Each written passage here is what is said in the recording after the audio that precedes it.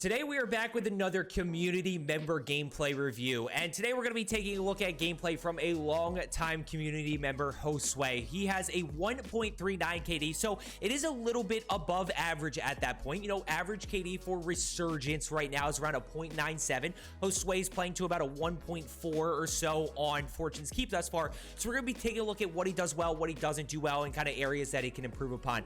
Now, this is going to be his PR game. It is a 14-kill win that they picked up. There's definitely some things that he does well and some areas that he can improve.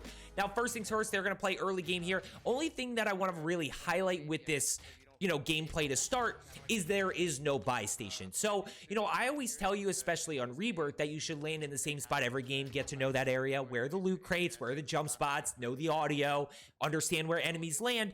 But on Fortune's Keep right now, and I hope they make this change at some point soon, we don't really know where the buy stations are. There's not really always a ton of buy stations, I should say. So you do kind of want to decide and maybe have like one or two areas that you can choose from so that you have a buy station close by, because at the end of the day, loadout is the most important thing. Floor loot's good. We've got the NZ on the ground. We've got the Cooper. We've got the Automaton. We've got Blixens and Owen guns, and we've got a lot of different options. Our loadout guns are always going to be better, especially when you start factoring in perks as well. By the way, one note to, one thing to take note of is that they actually added in lootable perks. So once again, as we kind of saw in the later days of Rebirth, they had lootable perks. They now have that in Fortune's Keep. He's going to go ahead. We're going to see a little bit of movement here by him. I mean, just a really good job. The only thing I would say, and I want to talk about this real quick, I've been trying to really emphasize this a lot more lately, is when he turns this corner, notice kind of where that centering is, right? We want to be able to mix in these high damage areas. That's going to give him the faster TTK, allow him to take less damage. That is really what it's all about. But he does a good job there. He uses a little bit of movement to his advantage, which we've talked a lot about. He's in my coaching program. He's been in for about 5 months. We've talked a lot about movement with him, using movement to take less damage. And we're going to see kind of the centering. We're going to see a lot of these things that we've worked on in this gameplay that I will point out for you. Now, not really sure where anybody is just yet. Biggest thing that you really got to understand here is they've got 12 grand. I mean, they've got so much money that they need to spend. If they die, they can't, that money's not there. So teammates are flying over. They're going to go ahead. He just misses a few shots right there. He misses those shots initially, which is why he goes down. But that's okay. He's got his teammates around him, and they are going to play closer together. This is where I say, at the end of the day, some of you are not ready to start to split. Especially solo split. You might be able to duo split or something like that. And this squad, which is actually a full team of community members, is not quite there yet. But you'll see that they are able to execute well. Right here is where I'd stop what I'm doing and get loadout. I don't even care about this church team. I note that they're in there because as soon as I get loadout, that's where I'm going to push. But loadout needs to go down immediately before you even challenge anybody. Yep, there you go. Cash is down. Now, you got to note on the minimap that these teams are rotating over. Yes, I know that this team's rotating over, but that's something that you have to pay attention to based on that minimap. And one thing I want you to work on is minimap timing. So UAVs ping every 3 seconds. So getting used to kind of peeking that minimap as it's starting to ping again to understand where enemies are actually rotating to. It's just a little tidbit that as you improve, you'll be able to get a little bit better at that and really use that to your advantage. Now, as he pushes up here, you're going to see him be able to center. He actually thinks he's flying in, and then he notices that he's up here. So you're going to see him kind of center around the corner here. He centers well, he hits shots well, he uses a little bit of movement. And then this next kill I actually want to highlight. And we'll pull this back because you can see that he uses the minimap to his advantage. As soon as he gets that kill, he understands that there's people right behind him, so he's going to go ahead and reposition. Very unfortunate timing right here. I'll tell you exactly where he's about to get shot from. He's about to get shot from a guy right on this rooftop, which is really unfortunate COD timing with the loadout drop incoming. I've never once had that happen to me. That has got to be a very rare possibility, but he just can't see him because the loadout drop is covering it. He's going to go ahead and pull back here. Teammates are right with him. They still got information that there's people over there, so you got to be smart. He's going to grab loadout, and now he immediately knows where he can push, right? So we're going to start challenging with momentum here, really paying attention to where people are. One thing that I do want him to work on is just slide canceling around the corner. When you slide cancel around the corner, it allows you to get that crosshair out, allows you to anticipate better, allows you to get that first shot off, allows you to take less damage when you are getting kills. And it doesn't really apply in this scenario, and I'll show you why, because his enemy's not going to be facing him. But if you have a guy holding this angle, this slight little delay of getting your crosshairs out could be the difference between getting broken and not getting broken. So here's what it looks like full speed. He's going to go push all the way around. And notice how that slight little delay in getting his crosshairs out, yes, that can cost you in situations, especially as you start playing in better lobbies. So we need to really work on slide canceling around corners, making sure our crosshairs are out, and being able to get that first shot. The other thing that we'll talk about, and I've talked with JOESUE about this in our coaching sessions, is anticipation with intent. And what I mean by that is when you first start off, a lot of you don't even understand how to anticipate and how to center your crosshairs. Basically, putting your crosshairs where you think people are going to be. Then you get to the next point of you're starting to center your crosshairs, but you're not exactly being ready for people. You're just putting your crosshairs there because you know you're supposed to. The last level of this is really starting to center and anticipate and get that first shot, because you are not only centering, you're actually ready for an enemy to be there. So you are able to get that first shot, and you're almost assuming that somebody's there. And then when they're not there, you start thinking about, okay, where could this person have gone to? Now, 6,100. Probably gonna buy. I'd go UAV here, especially since they're not necessarily splitting. You know, they're gonna be playing together a little bit more. You got people in church, so I do something here. I'd act on some piece of information. You got to act on church, most likely. It's the only piece of information you have, and this is where I say sometimes it's better to act on some piece of information than no piece of information at all. So we hear shooting. We obviously know we can third party this if we can just get in. We could just push in. Now we know that there's other people behind as well. They're going to play this really well, by the way. They're going to stack this really well, and this is stacking a positive. Again, it's not these types of players that I get frustrated at for stacking. It's the players who are my caliber, who are running around like TCap and I, just absolutely smoking everybody and 3 stacking with 3 KD players. I just don't understand that. But look, they are still improving, and they're not quite at that point where they can solo split yet, or even duo split. They're probably close to that point, but they're still improving. Challenge around the corner. Try to see. Yep, now he challenges right there. And you can see, once again, and we'll pull this back. Notice how he's like centering, but he's not exactly like ready for that person. See how long it kind of takes him to actually react to that? And that's just part of like actually anticipating people to be around those corners. They end up getting the kills right here, and he challenges perfectly for that last guy. They have a huge advantage there in terms of numbers, in terms of health. So they're able to get that last kill. 5 kills. 7 other teams still alive, still a healthy lobby. We're only in second circle, so now we need to keep acting on information. $6,600. I definitely want to get UAV up here. Start to figure out who we are going to push next. Obviously, shot from across. You got people over to your right, and now you're starting to see gunshots everywhere. So you got to start isolating these fights a little bit. You want to slow down. Just take one fight at a time. It can be very overwhelming for people. I get it. A lot of you see all this information. You're like, I don't even know what to do.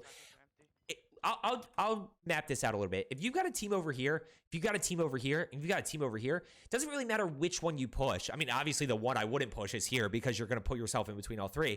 But at the end of the day, like, you can push either of these teams. There's not always a right decision as to who to push. What I'm looking to do is really start to put myself in those engagements and then figure out how I'm going to approach those. Patient on the approach, then we're going to go ahead and reposition as we get a down. But at the end of the day, you know, the only decision that you want to make quickly is like, are there any free kills? Like, is anybody so separated from their team that this is going to be super free? Once again, I'm going to point this out, and I know you probably hear it every single video, and you may be tired of me saying it, but at the end of the day, a lot of you are still not doing it.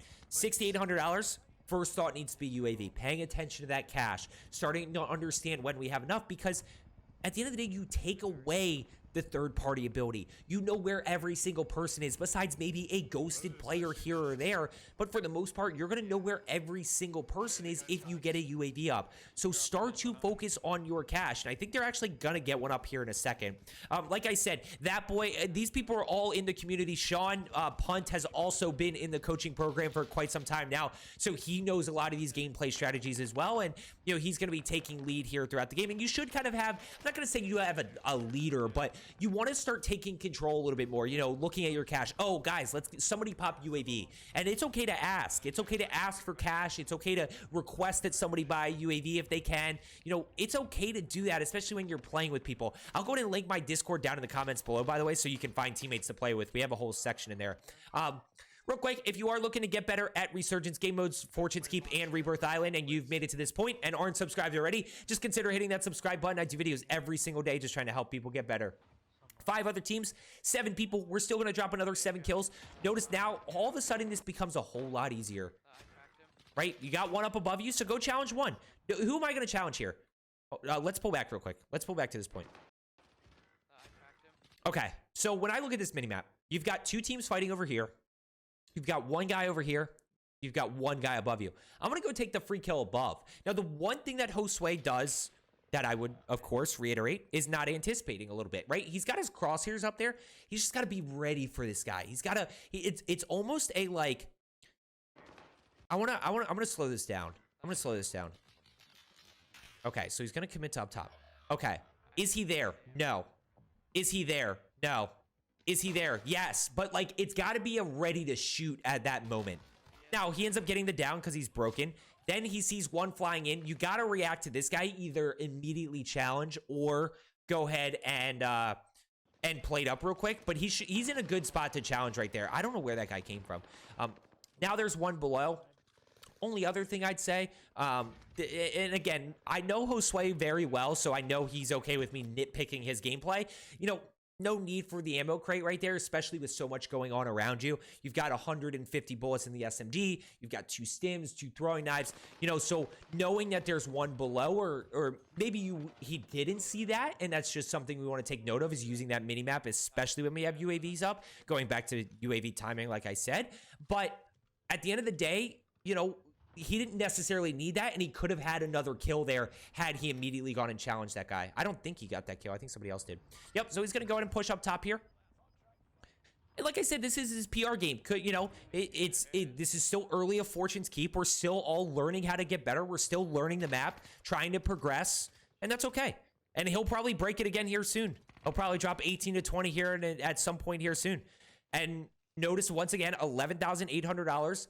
No UAV, no information. So now it gets a little bit tougher. Now you're starting to act on just on a whim, essentially, right? So he gets shot in the back. He's in a tough spot. Would it have been easier if he knew that guy was there? 100%. 100%. And maybe that's one thing we talk about is, hey, remembering certain pieces of information, right? Remember that team that just shot him was on UAV when that UAV player was up. Okay, let's go ahead and check that way. Yep, one ahead. Yep. He's going to play this. He's going to hit shots really well with the Vargo here. Yep. So when we get the information about one being over there, my first thought is, okay, how can I get height to then see down onto the courtyard so that I can get these shots off? Which he's going to do right here. But I want that decision to be a little bit quicker. Right? Go act on that information. Right now, you've got the information that there's one over there. He's going to be able to hit shots. One more. Yep. Boom. Down. Good to go. 8 kills, 4 other teams. We're in a good spot. I think we are going to be breaking down pro players' gameplay soon. The only tough part about pro players' gameplay is, you know, sometimes it's hard to be relatable. Yeah, one up top. Challenge that guy. They're able to team shot really well there. He's got 10 with 3 other teams. Sometimes pro gameplay isn't always super relatable because they're doing stuff that not a lot of you are capable of. Right? They're doing crazy stim plays and bunny hopping and playing with pace and executing. You know, I want to take a look at people who don't necessarily execute perfectly, make some mistakes here and there, so we can learn from those and figure out how we can continue to improve. It's probably a whole team. Yep. They're anticipating a full team. $10,700. Got UAV. I would they have buy station right in front of them. I would say if you were to take this buy station away, I'd go into gas to buy a UAV here. 100%. Got gas mask? Like, go in. Obviously, they would have to all combine for money, but use that to your advantage. What I will tell you is the information that you'll get from a UAV is more valuable than the gas mask. Than the 2 seconds that you're wasting or 3 seconds that you're wasting with a gas mask, because you'll be able to figure out where everybody is. They're just trying to find people right now. See how there's no, it's not even that there's no plan. It's they're just not totally sure what to do. They're not totally sure of where to go. Versus if we pop UAV and I say, okay, there's 3 teams over by Grotto. Well, now you know exactly the position that you have to put yourself in. And you can figure out how to approach those fights. Patient on the approach, put yourself in a good position with a good angle, get that easy down, and then you start to figure out where the other teammates are. They're just trading back and forth. Let's go ahead. 3 other teams. I'm also fighting like other people too. I'm trying to listen for comms. Yeah, fighting. And they know. Okay, so right here, act on some piece of information. Notice the mini-map here. You hear the shooting. You see the mini-map. There's one up top on Overlook. So that's where we should start to go pay attention to. And where do we want to be right here? Well, Overlook's definitely your high ground. So knowing that there's one Overlook and there's some teams down here, you got to go push Overlook first. Because the last thing that you want to happen, and this is where I say, you know, sometimes you do have to make good decisions about, you know, where you want to push. And sometimes in this situation for endgame, you can make a wrong decision. But if you have teams down here and you've got a team top here in Overlook, well, the one thing I don't want to happen is me fight this team and Overlook shooting me at the same time. So I go rotate up, I clear Overlook, and then I play high ground and shoot down on that other team. And you're going to see that happen, by the way. That's why I highlight that preemptively. It's exactly what's going to happen here in a second. Tell what's out of circle at a distance. So they're going to go ahead and challenge this way. They're going to third party. Obviously, 2 teams fighting here. And notice the positioning. He's not just full sending in. I love that play, by the way. I absolutely love this. The fact that he's not full sending into this third party, putting himself in a bad spot. He's just trying to see what he can find. He's playing positioning. Respawn's disabled, so now we focus on the win here. He's still going to pick up 4 more. Going to pick up 4 more.